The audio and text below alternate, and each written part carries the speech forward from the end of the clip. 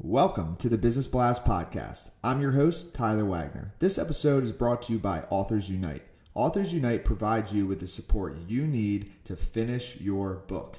Best part is, after you finish your book, they take care of the entire publishing and marketing process 100% for you. So, if you want to become a successful author, make sure to check out authorsunite.com. Now, let's jump into the episode.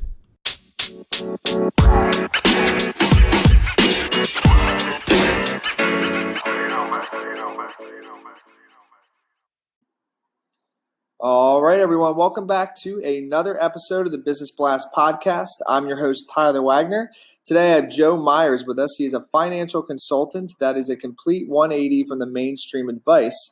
The recent crashes of 2001 and 2008 are glaring events that have proven the mainstream advice is not working and why Joe shares an approach of personal responsibility. So welcome to the show, man. Thank you very much. Pleasure to be here, and thank you for having me on. Of course, man. Grateful to have you here. So the first one I got for you, Joe, is what is the best story from your life that has an underlying valuable message? I think early on in my life, as everybody else, kind of just searching for your purpose in life, what you're meant to do.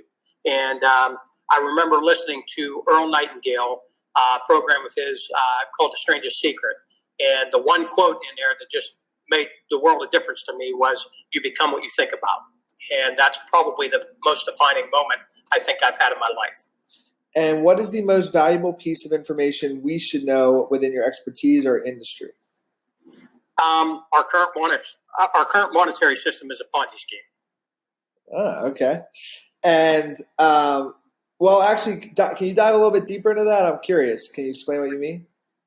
Yes. I've been studying the Federal Reserve for over 25 years. And in 1913, our Congress gave control of our monetary system to a private banking cartel, the Federal Reserve, whenever the Federal Reserve Act was passed.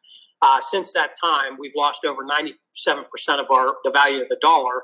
And to help people conceptualize that, in 1970, you could buy 10 candy bars for a $1 bill.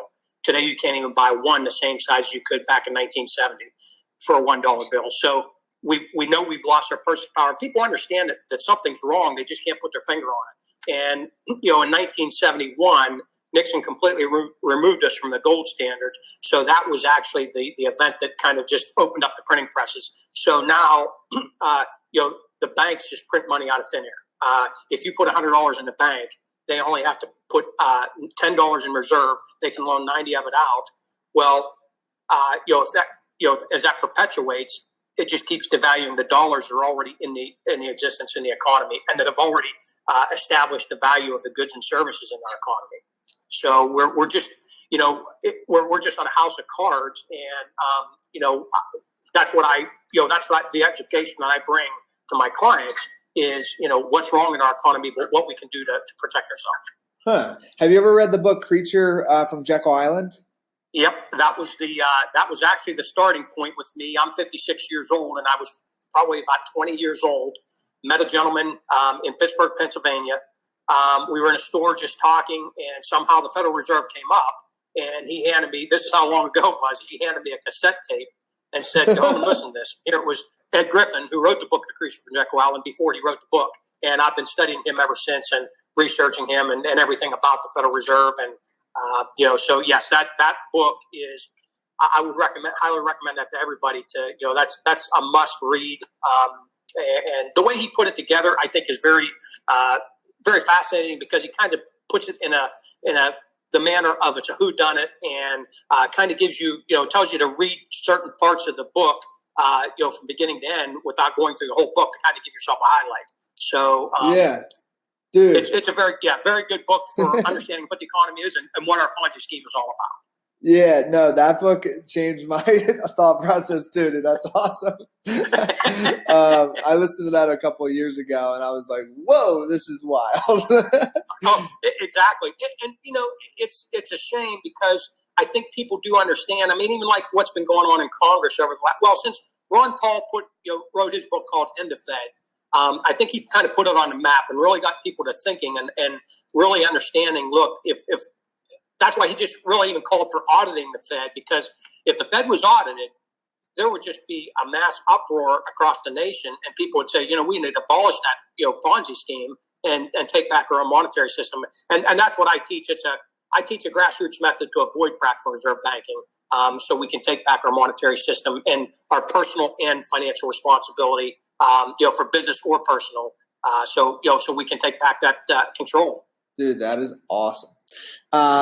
Cool. So the next one I have for you, if you could give your younger self one piece of advice, what would that be? Never give up.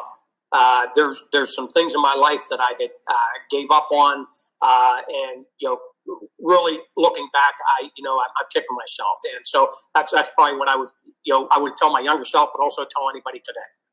And in your opinion, what is the key to happiness? Treat others the way you want to be treated, because it all comes full circle. I really believe that if you do the right thing by people, whether that person reciprocates or it comes from somebody else, I think that's just a good thing to make the world go around. And then what is the best book that you've read, and what was the number one thing you learned from that?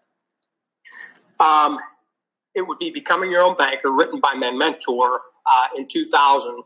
And he's been teaching the concept that I now teach, and he's mentored me for the last 10 years, of how we can take back control of our personal and business financial economy while improving the national economy. So that's what I do.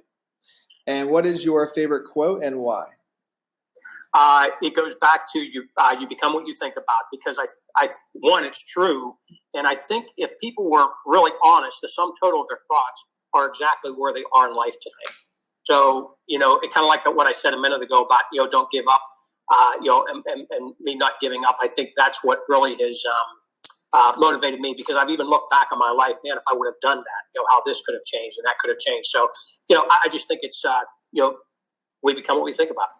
Absolutely, man. Dude, thank you so much for coming on. The last one I have for you before we let you go is, where can our audience best find you online? My website is cfiawareness.com, and the CFI is an acronym for Cash Flow Innovations. That's my, that's what I do. And that pretty much, I have a plethora of information on there. The homepage, I try to condense as much as possible, but the rest is just all kind of, just to help people, really gain the knowledge. Perfect, man. Thanks again for coming on. Hey, thank you, Tyler. I appreciate it. And blessings to you, my friend. The podcast you just heard was published with Anchor. Got something you want to say to the creator of this show? Send them a voice message using the Anchor app, free for iOS and Android.